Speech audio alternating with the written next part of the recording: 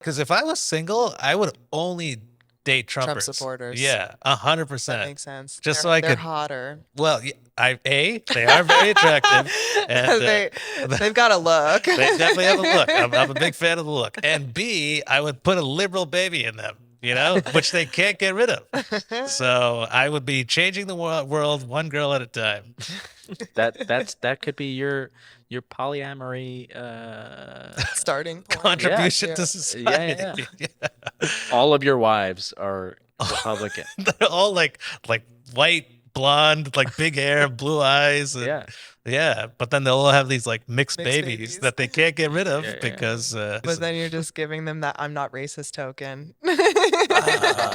Then they become like the wrong liberal. the Like, wrong liberal. Like I could Yeah. say anything I want about Indians. Mhm. I have an Indian baby. Yeah. Yeah, that's true. I hate that. Yeah.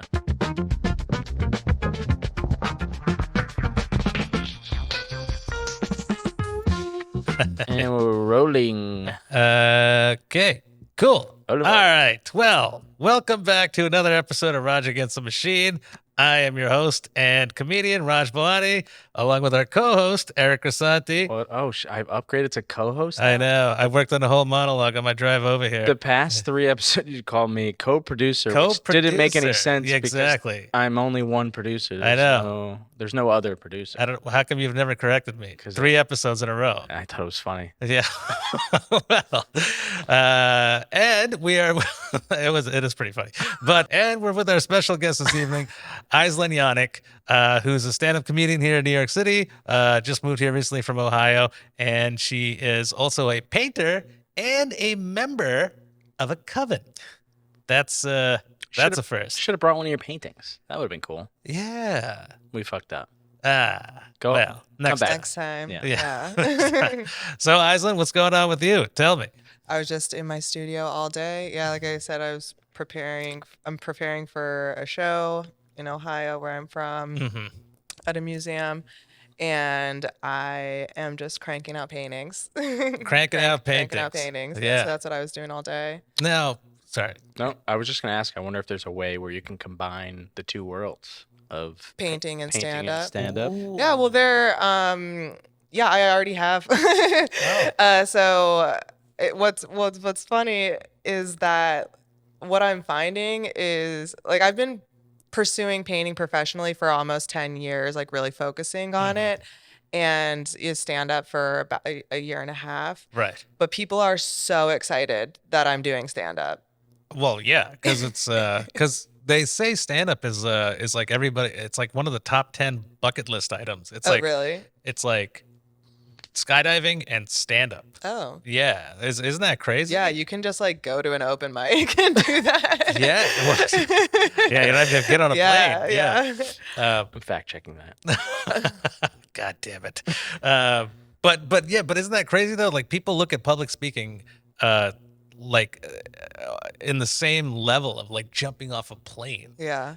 But I guess it is horrifying if you haven't done it before. And that's one of the reasons why you got Why into I it, right? started. Yeah, I was really having a panic attack when I needed to read someone's bio at an event. Mhm. And I was just like, I can't live like this anymore. I got to get over it. And so instead of taking a public speaking class, I decided to take a stand-up class. And then I found that I really loved it. That's awesome. That's kind of how I got into it as well. You took a class? I took a stand-up comedy class in Philly, Mm-hmm.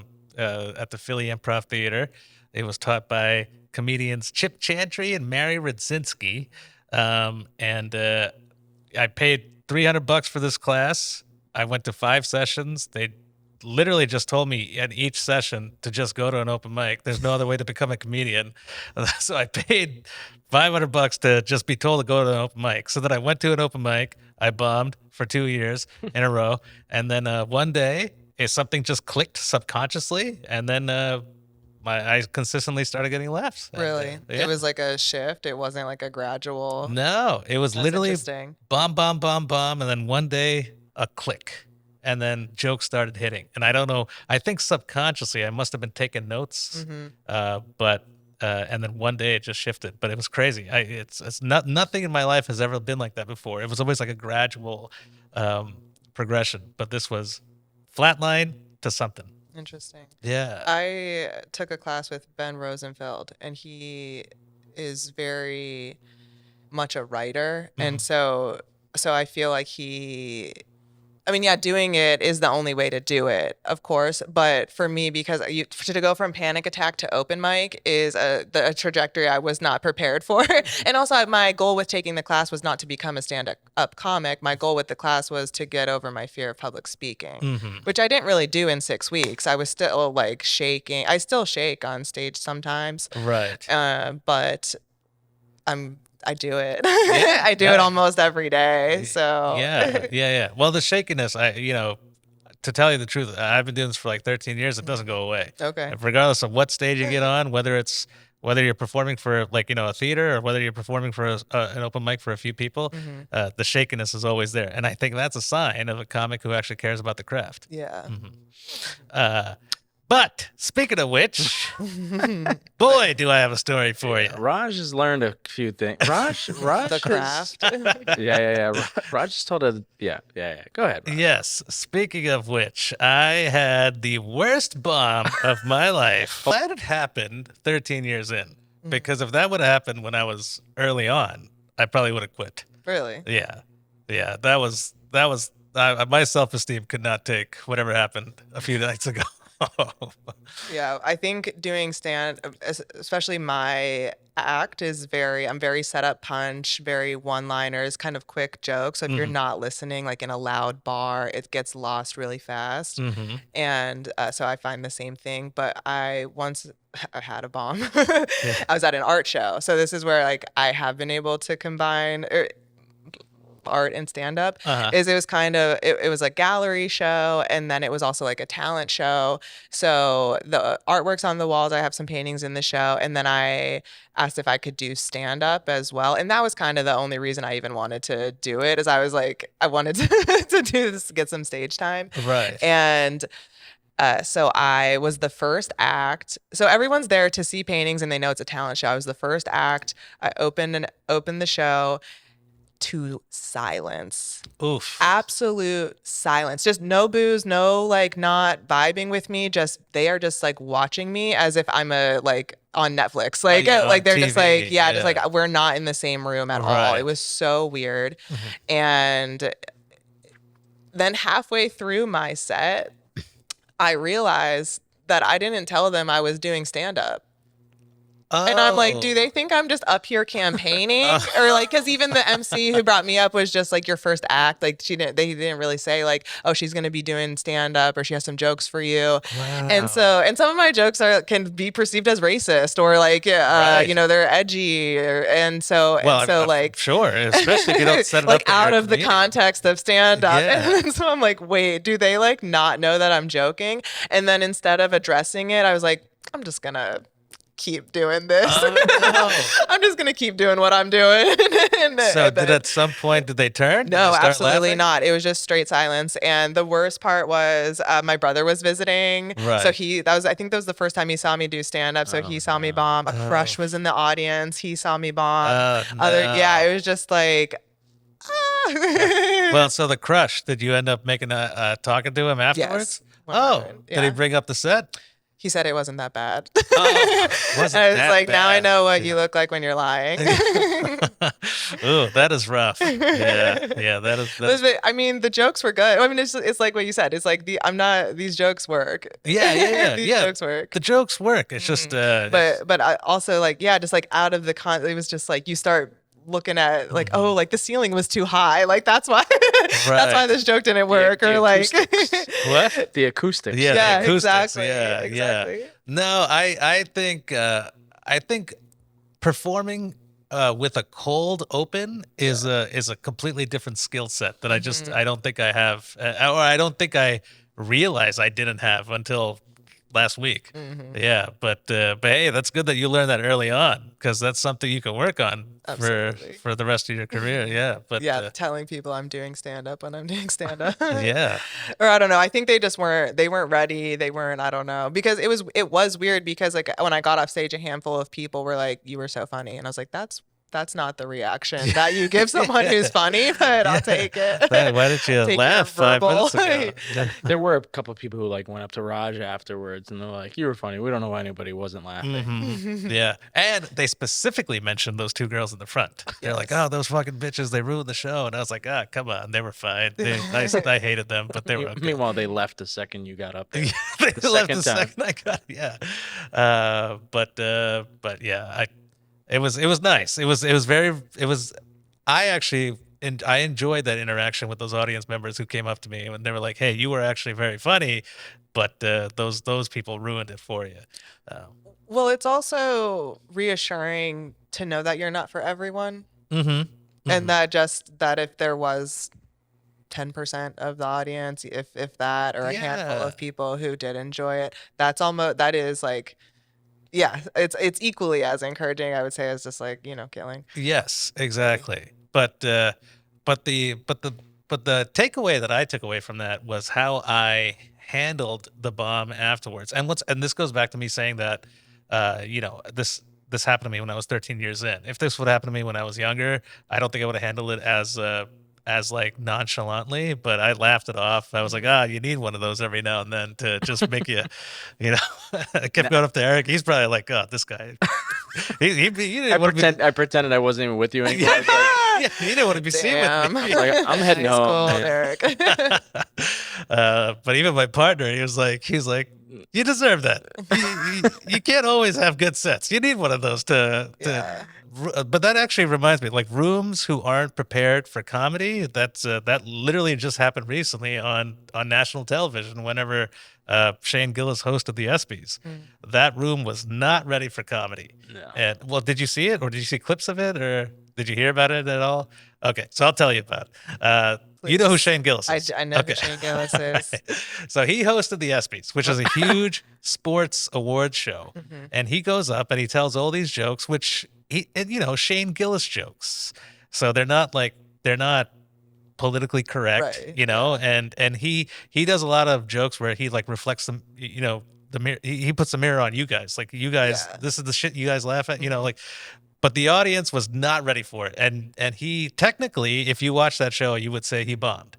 But if as a comedian, those are actually really funny jokes, and they were great jokes. But that room was not ready for the jokes, and he bombed on national TV. Yeah. And at the end of the day, our job is to make them laugh. So it doesn't matter how good the writing is. It doesn't matter how good the performing is. If you're not connecting, Hot take. it's a bomb. Yeah, that is true. I did not even think about it that way. It's the audience in the room, yes, but what about the audience at home, especially if it's the majority? Ooh, that's true. I think the viewers, the TV viewers, is probably that's a much bigger percentage of the people that were in that room. And I think at the end of the day, he did. It was very well acclaimed. Okay. There you go. Yeah, but if you just watched it, Or if you were there. yeah, or if you were there, it was. I mean, I'm sure he would have rathered to not have bombed in the room itself. Yeah, but. Well, he's better for it. Yeah, I think he's better for it, and he be thrives off of these things, right? Like, because now his name is in the news all over again, Yeah. and so he's getting another wave Yeah, all press is good press. Mm-hmm. Yeah, He'll be fine. he'll be okay. There's no way he can't be No, pegged down really at this point. I mean, he's getting national coverage, right? So he's, if anything, this just boosted him up another level. So maybe that's the takeaway. Bomb your way to the top. His girlfriend posted, "My man, funny as fuck," right after all the backlash. Oh, really? That's funny. Yeah. Well, if his girlfriend thinks he's funny, Yeah. he must be. Yeah, he's doing a good job. But you should actually. It's funny because Shane Gillis's audience is Shane Gillis's audience. So whenever his girlfriend posts a picture of them, all of the comments are like, How did "Go, he- go make him a sandwich." Or like it's no. really mean stuff. But I thought it was just like, why is she with him? or that too. Yeah. She's like using Shane to get famous. And so, what have you been talking about recently? What's been inspiring your jokes recently? What's going on with you? Recently, Mm-hmm. well, I've been writing Yeah, I've been writing about domestic violence jokes. Ooh. Yeah. Wait, And- are you a victim of DV? Yeah. Oh shit. Okay. Yeah. So, yeah, I used to be married. Oh, right. I got married when I was really young. Mhm. I lived in Greece, and I met my ex-husband there, and we had a relationship for a few years, and he was just very controlling. Mm-hmm. And actually, so I was just kind of like, can I make this funny? Right. And so far, so Yeah. yeah, actually, quite shockingly, very well received. Like I've never. I mean, I did just start doing these jokes, but I haven't brought them up in a room where people are like, "No, not you." People are more like, "Yeah, let's hear his side." Shit. Wow. Yeah. Like, Nah. what did you do to deserve it? Or No, okay. not really, but they do laugh, and there is almost like I thought that the hurdle that I would be getting over would be like making people not feel bad for me, but that hasn't been an issue. Yeah, so so, I think yeah. it works and it's funny enough. So Mhm. And obviously, you're at a point where if people aren't feeling bad for you, then obviously you've processed it enough, and you could tell it on stage. right, yeah, like this is like 10 years ago, Mhm. so Yeah. So that's a good so a good I'm spot to be in. beyond it. Right. Has he seen these jokes yet or heard them? My ex-husband? Yes. No, Mhm. he probably wouldn't. Is he still here? Yeah, Oh, he's here. in New York, or He is he's a private chef, so he's like with wherever his rich person is. Okay, okay. He goes around with him. Name names. Yeah. but Adam Conover. he would have a chef like that. But no, it sucks that you were a victim of DV. But Super. yeah, that is the thing about domestic violence. People don't even realize they're in it until they're out of it. That's right? sort of the thing, is like the physical aspect of it, like being struck, being hit, Yeah. is like the tip of the iceberg. And Right. that's sort of why I want to open the topic, Mhm. is because there is so much manipulation Mhm. beforehand that by the time you get to being hit, you're just like, oh, okay, like this is the next gradual step. Yeah. And yeah. No, that sucks. Just yeah. kind of like living in this like warped world of just like only two people, Mhm. and like your reality being shaped by just those two minds. Yeah. No, I mean, the thing is, I don't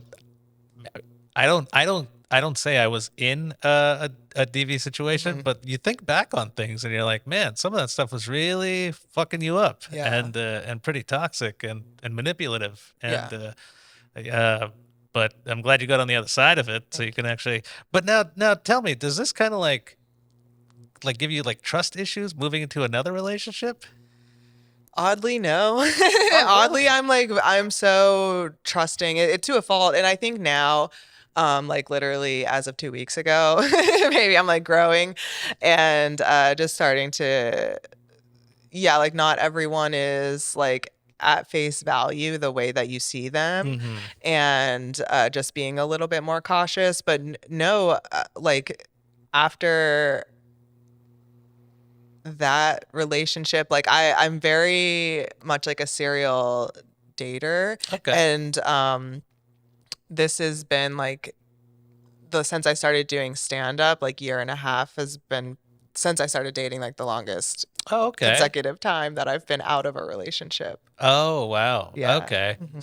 So wait, sorry. So you're in a relationship? No, right I'm now? not. I'm single. Oh, you've been single Yeah. for a year and a half. Right. This is the longest. Serial you've been dater meaning what exactly? Meaning like I will have a boyfriend, and then after we break up, and then maybe a few months later, I'm Back to already another dating relationship. someone. I'm Yeah. already like, Mhm. this is my next partner. Gotcha. Oh, And right. at least Yeah. you're self-aware. Yeah. That Yeah. that's Yeah. Yeah. Yeah. It's well. I mean, not that it's a bad thing. yeah. It's not. But- Yeah. Yeah. No. And I think especially for women, like we're told and like taught that this is like our like highest achievement. Like for example, I mean, I know everyone in my family kind of looks at me differently when I'm in a relationship. And when I'm not, it's almost like they're worried. Oh. Not worried, but like I feel less. And, Yeah. or it's like there's something missing. Right. And for example, like my painting career, haven't been having a pretty successful year. Earlier this year, I was in Japan for a residency for 2 months. What? That's awesome. Yeah, and I had a show out there and made some great connections. I'm working with galleries there now, so I'll be back next year in the spring. And so I'm like high on like my painting career. I'm doing this, everything that I'm like building for myself. And when I get back from the trip, I'm talking to one of my friends, and it's like I'm telling her about everything I did, and she's like, "Yeah, and who are you talking to? Who are you like, dating?" that's the main Yeah, thing I yeah, care like that's like the about. one thing. And she's like an older friend. She's like my mom's age, so it is kind of like, "Oh yeah, and who are you?" Right. Yeah. Which is a direct result of the patriarchy. I'd say, Yeah, 'cause and it's like we like learn it ourselves that Mhm. like, oh, this is important, and when you don't have it, it's missing. And I mean, I kind of knew that like instinctively when I was younger. I didn't want to date for that reason, because I'm like, once I have a boyfriend, when I don't have one, I'm gonna feel this deficit. Right. And so when I was 15, I just like told myself, like, do not date these people at your high school. Or do not date anyone, because you're not mature enough. Whoa. But I think that in itself is mature to know that. A little bit. Yeah. I just remember sitting next to a friend in biology class, and her boyfriend at the time was like cheating on her, whatever that means, like in the high school context. And I was just like so secondhand stressed out for her. I'm like, she has to learn today. Like I'm like, this is insane. And so I'm like, I can't deal with this. Yeah. At 15. Yeah. That's, And I was like, I can't. And so I was just like opt out, unsubscribe. right. Yeah. I mean, well, people get hit with that lesson at all ages, just like the CEO of Astronomer. Yeah, Like, I've heard about that. Yeah, he got hit hard. Yeah, that's Fired and everything. fired and everything. Man. Yeah. Don't cheat. Or if you do, don't go to a Coldplay concert. Is it worth Have you ever cheated on a partner? No. I mean, when I was going through my divorce, I wasn't officially divorced, and I was, seeing other people. Yeah. So technically, I was cheating on my wife at the time, but we were already so far on the outs. And Yeah, had like a 4-year period where I was still married to my husband, but like yeah. I was literally living with someone else already. Yeah, So that's how yeah. that's how serial. yeah. But once I'm with my partner, I don't look outside. It's only when I'm meeting someone new, and I don't know if this is something yet, or if I'm on the outs with somebody. Yeah. That makes sense. Yeah, have you? I have not. Okay. But not for lack of trying. It's too much work. Basically, we don't cheat because we're lazy. Yeah, yeah. I think that's the moral of the story. It takes too much effort to cheat. Be lazy. Even poly relationships. I know a couple of people that are in poly relationships, and I'm like, that's the way to go about it. Exhausting. Yeah. Well, no. If anything, it's less exhausting because you don't have to hide anything. Oh yeah, no, there's no hiding, but the Yeah. scheduling. Oh, right. Yeah, That's- for sure. Yeah. Aren't they always together though? No, you're. Because every polycule would be different. Oh. Yeah, I And mean, have different rules. yeah, but I think typically there is a primary, and then there's everything else, right? Yeah. So Polycule is that we've heard that word a lot in the last like 3 weeks. Has Yeah, that always well- been a thing and I'm just hearing it now? I think we were in Brooklyn a lot in the last 3 weeks. Yeah. Yeah. Everyone's talking about their polycule relationships. Yeah. I'm like, I can't talk to one girl. What is happening with this dude that he's got 3 options waiting at home? Well, so the way somebody explained it to me who was in a polycule relationship is like he gets, how when you hang out with your friends, like you'll hang out with a group of friends who does like the nerdy shit, and then you'll hang out with a group of friends that does like sports or like whatever. Yeah. He kind of looks at his polycule like that. He's like, this is the girl that I want to sit down by the fire and read books with.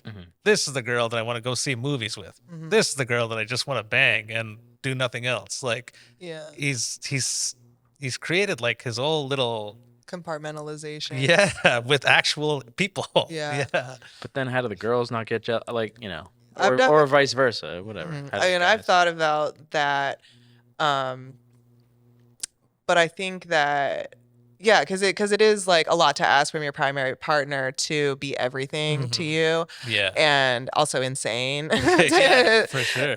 But so it's like I feel like I have those compartments, but I just don't fuck all of them. Exactly. I thought that's how you were supposed to do it. I thought that's like how the I mean, you're supposed to do whatever you want. But I mean, polygamy in other cultures is like for the community, where it's like, yeah, you do this and you're really good at this skill, and like that's why we all live together.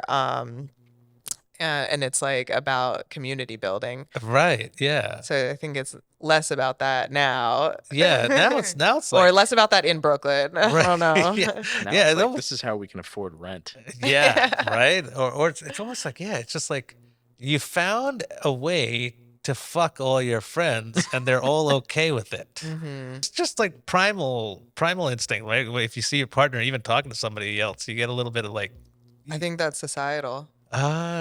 you don't think? Think you're insecure, Raj? No, I'm not worried that she's gonna cheat on me or anything, but like you want your person to be yours. Yeah. Right? You don't like sharing your person with other people. I feel the same way, but I think that's social, because if you're thinking about it from strictly biology and you're trying to make more of you, Right. then you would want more partners, and the way to do that would be that to have more women. To have a And then harem. also like on women's biology, there's a certain window where we can have children. So your Right. first wife can have your first 3 children, but if you need a baseball team, you have to Yeah. get some more wives. Yeah, that is true. That is a good point.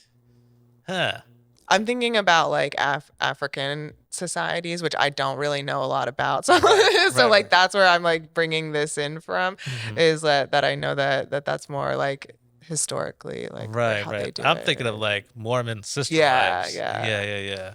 Because I can't imagine those Mormon sister wives. Like but like you said, it's probably societal. Because if they were born in like New York, I don't think that's what they would want. Correct. But they're born in Utah. and Okay. they just think that's normal. Yeah. Yeah, it's all about what you're normal, Mhm. what's relative to you. In Big Love, wasn't the whole thing where some of them would get jealous and whatnot? I didn't watch the show, but Well, yeah.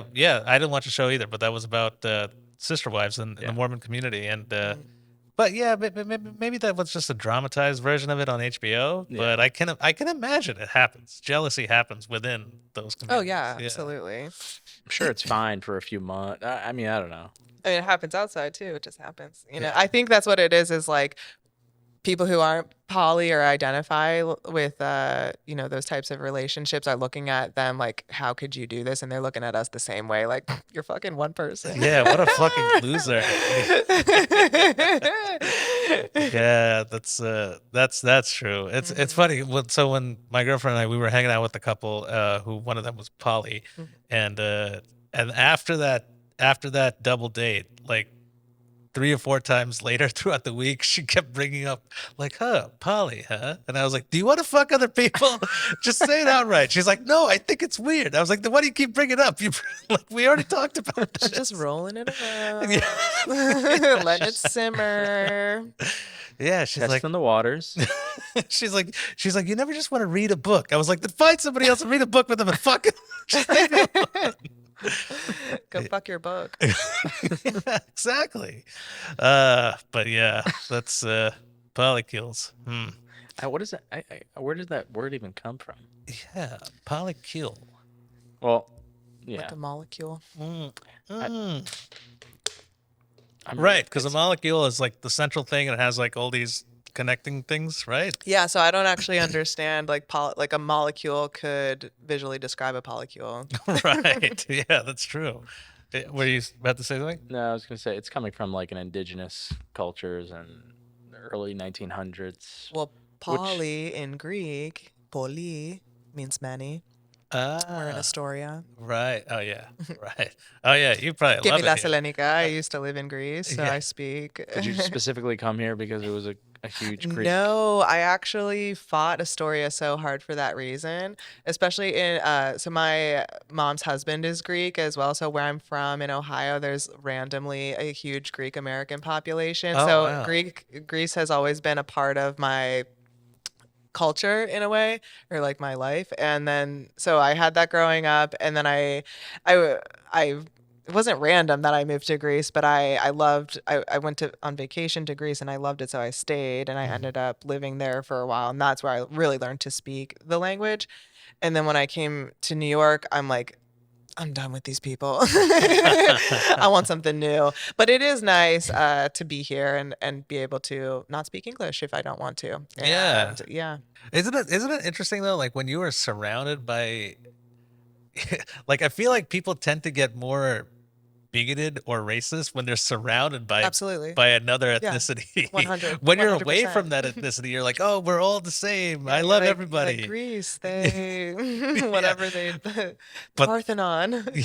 yeah, but then when you're surrounded by somebody, like for example, I used to live in Lancaster, Pennsylvania, Yes. and it was mad white people there, and I was so progressive. I was like, I can't believe all these things are happening to these people. Like, because when I watch the news, I'm like, I can't believe they're doing all these things to like these immigrants and blah blah blah. Like, it makes me so mad.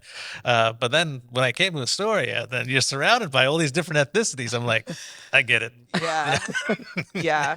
Anybody double parks, you're like, Ice, it just makes me so mad. Yeah. It's so easy. I think that's the point I'm trying to make. It's so easy to be progressive when you're disconnected from everything. Yeah. And it's When it harder to doesn't affect you. exactly. It's harder to stay progressive when you're in the middle of it.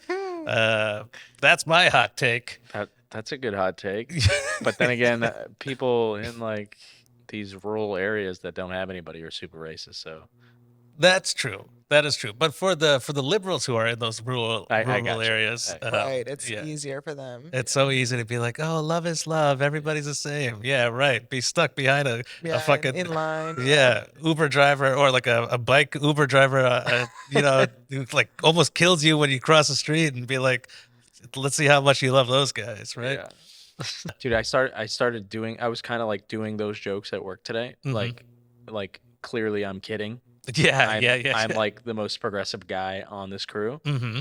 And I'm doing it with my boss, and we're going back and forth. We're just what I thought was a bit, and then he just kept going, and then I realized like Oh no. he leans super right, and then him and I just like started. I mean, we weren't really arguing because of our work, whatever, but we Right. were like going back and forth. We started talking about Zoran and how he's a communist and he hates Jews and all this. We just kept going on a whole tangent. It was, But it was you so out of nowhere. kept he thought you were on his side. Well, I think, yeah. I don't really know. I think he realized I was doing a bit. I didn't know he was doing a bit, and then it became this thing. Yeah, well, it just became this thing where you both look like hardcore maggots. Right, but then, but then eventually realized we were actually on the opposite ends of. Wow. Yeah, that's crazy. I will say I'm pretty good like that. I'm a pretty good chameleon. Like if I hang out with somebody who's like super Trumpy and Republican, I could fit in. Yeah. I'll even go along with all the shitty things they say, but then I'll go hang out with my liberal friends, and I'm like, these fucking people are crazy. Like, Yeah, I just hung out. I have no convictions that are worth dying for. yeah, exactly. Yeah.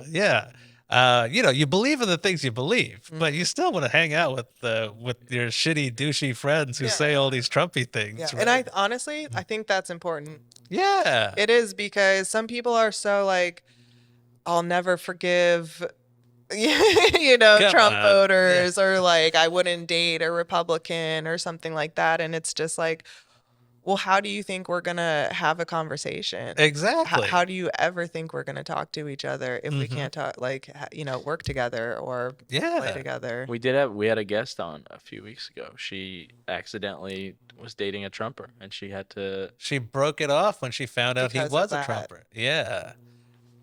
I guess maybe if you're thinking long term, if you're gonna like stay in this relationship for a long time, marriage or whatever, Mhm. that might be a deal breaker. But if you're just dating for like a little bit, maybe you could have that conversation and change Yeah, things. again, it's like what you want out of the relationship. Yeah. I think I don't mind critique. Right. Because right. if you are, I want to think about both sides. I want to see it Right. from all the angles, and so having someone who doesn't agree with everything you say is important to have. No, I 100% agree. But I For think me, I guess. But I think on some fundamental values, it just couldn't work. Like, for example, if you were pro-choice and he was pro-life, like, how could that? It could never work, right?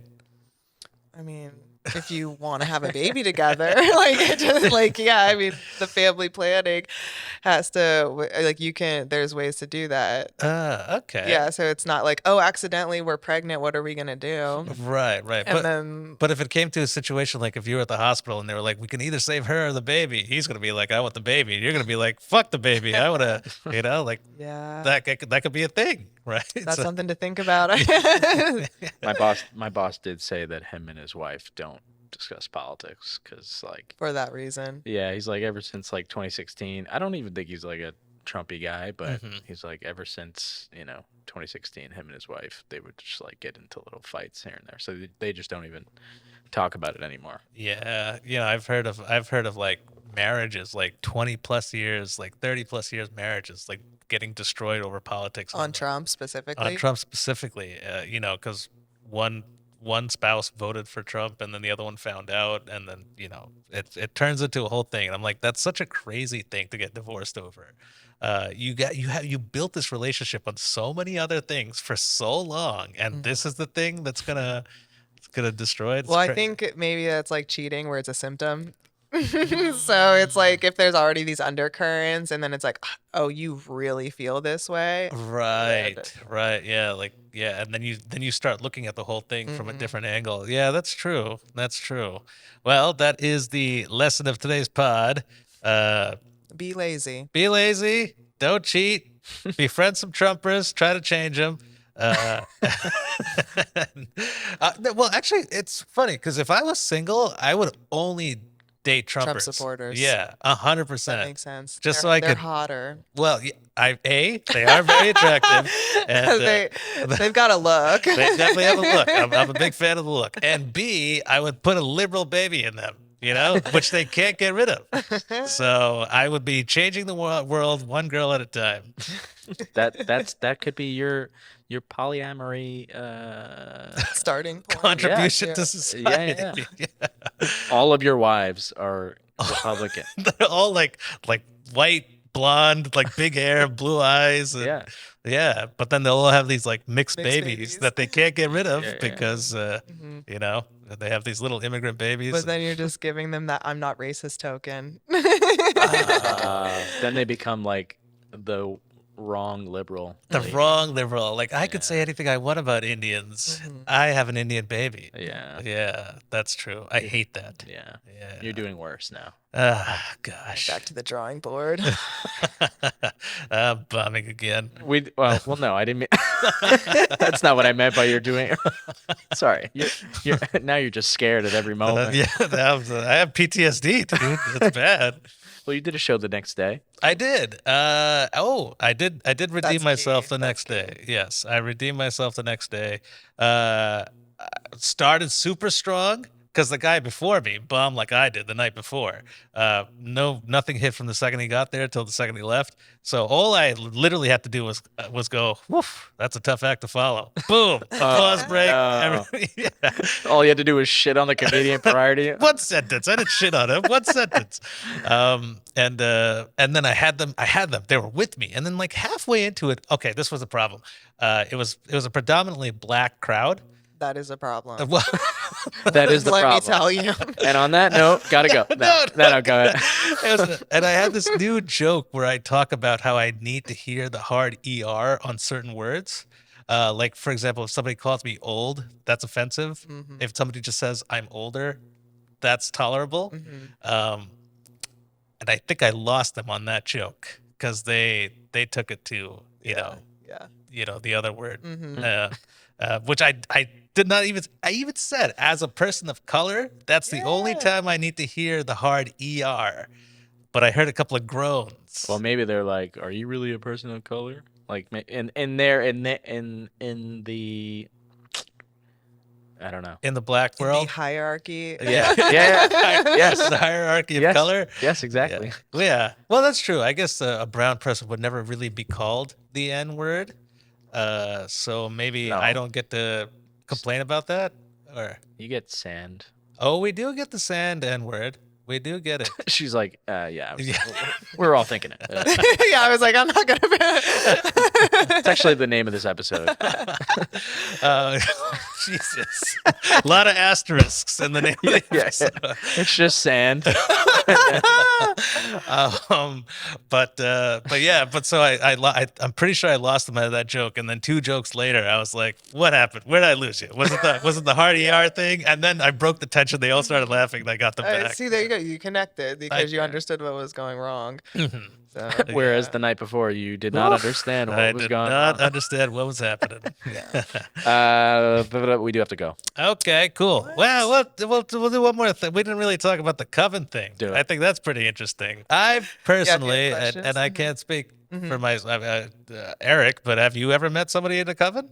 Not a coven. I dated a girl like a year ago who, like, she would do like witchcraft. Oh, Yeah. Okay. Her cat was like Spoke to her. about to die, so we did witchcraft in my apartment to save the cat. And The cat died immediately.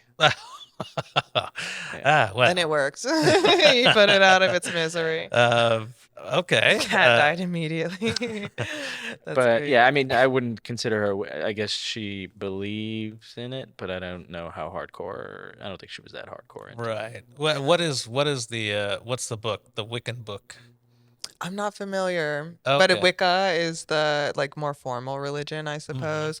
And yeah, the coven is just it's a meeting for like meditation almost. So it's a lot of reflection, it's a lot of journaling as well, but just like through the lens of the like astrological forecast and like the energy that's also happening. Oh, okay. So it's like what's going on in the sky and how is that affecting my life Right. and how is it affecting like the other people in this group as well. So that's what's powerful is that like when you meditate or any type of spiritual practice, whether it's a prayer or a manifestation, like, or what's it called, affirmation rather, you're putting energy out.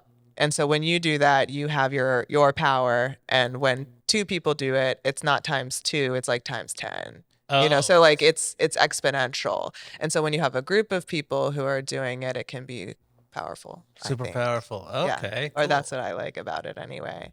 Right. Is the community aspect. Right. And you are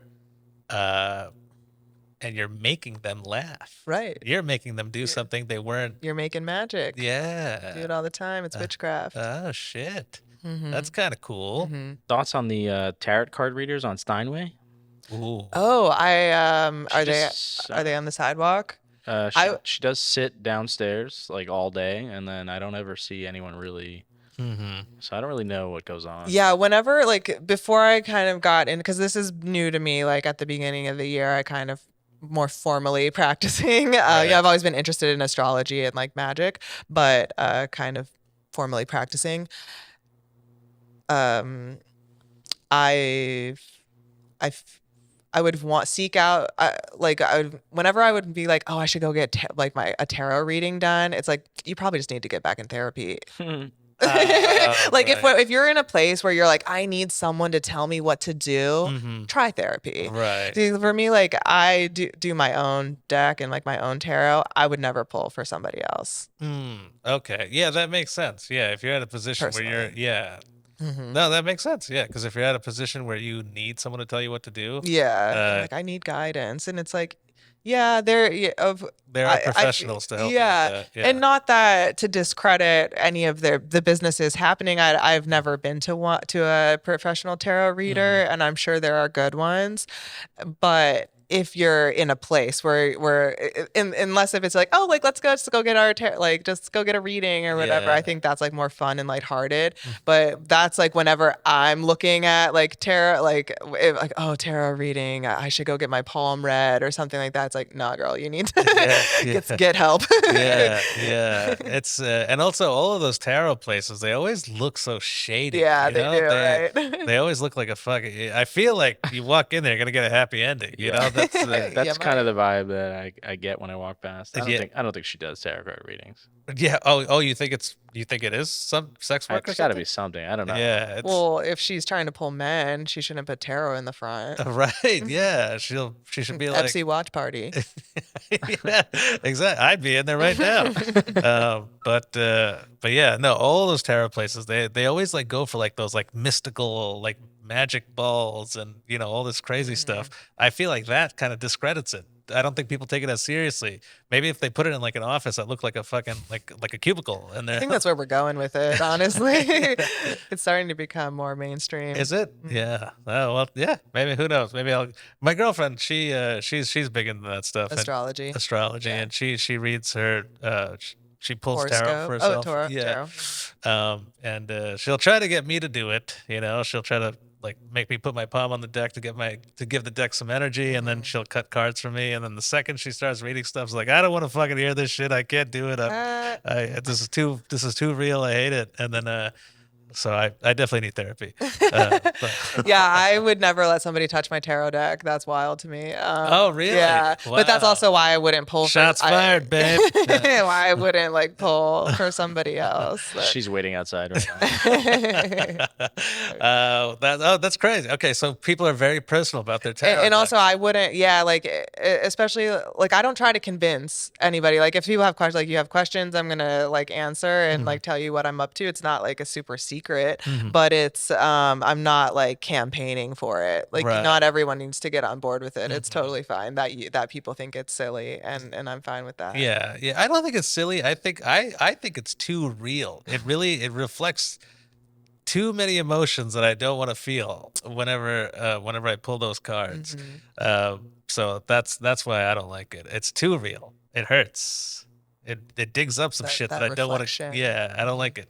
I'm closed off, and I'm gonna blow up one day. But right now, I'm doing pretty good. And Yeah, and most people don't want to know. So that's the thing is like you don't have to show them yeah. if they're not ready for it. We'll do it when you come back.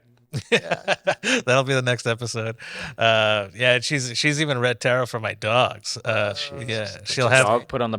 Oh, no. yeah, she'll put the dog's paw on the deck, and then she'll pull out cards for them. That's when I was like, "You're a fucking crazy person." You're gonna have to cut all this out. No, it was cute. I thought it was very nice that she was doing that for my dogs. I don't know what their fate was. I don't know what she was pulling out for them, but none of them are alive anymore. Okay. So That seems to be the theme whenever you do. yeah. Well, on that note, this has been an amazing episode. Aislinn, do you have any cool things coming up? I am ready to be booked Yeah. on your comedy shows. So, yeah, you can follow along at my Instagram is at Absinthe Leaf. I post my shows there.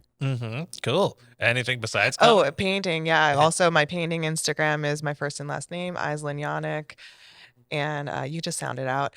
I have if you're in Ohio, Northeast Ohio, I have a show that will open in September at the McDonough Museum in Youngstown.